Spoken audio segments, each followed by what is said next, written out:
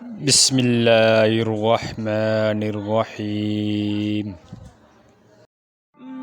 نبی کریم صلی اللہ علیہ وسلم نے ارشاد فرمایا،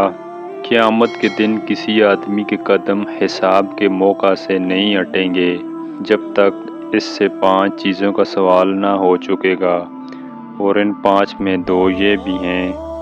کہ اس کے مال کے متعلق بھی سوال ہوگا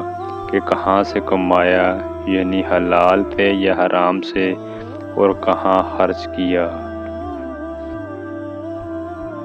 نبی کریم صلی اللہ علیہ وسلم نے ارشاد فرمایا، حلال مال کی تلاش کرنا فرض ہے بعد فرض عبادت کے۔ نبی کریم صلی اللہ علیہ وسلم نے ارشاد فرمایا، دنیا 4 شخصوں کے لیے ہے، ان میں سے ایک وہ بندہ ہے کہ اللہ تعالیٰ نے اس کو مال بھی دیا اور دیت بھی دی، سو وہ اس میں سے اپنے رب سے ڈرتا ہے اور اپنے رشتہ داروں سے سلوک کرتا ہے،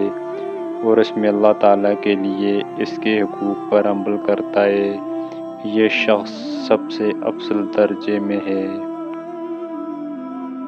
نبی کریم صلی اللہ علیہ وسلم نے ارشاد فرمایا،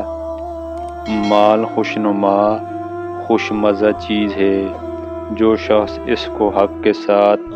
یعنی شرع کے موافق حاصل کرے اور حق میں یعنی جائز موقع میں خرچ کرے تو وہ اچھی مدد دینے والی چیز ہے۔ نبی کریم صلی اللہ علیہ وسلم نے ارشاد فرمایا، سچ بولنے والا امانت والا تاجر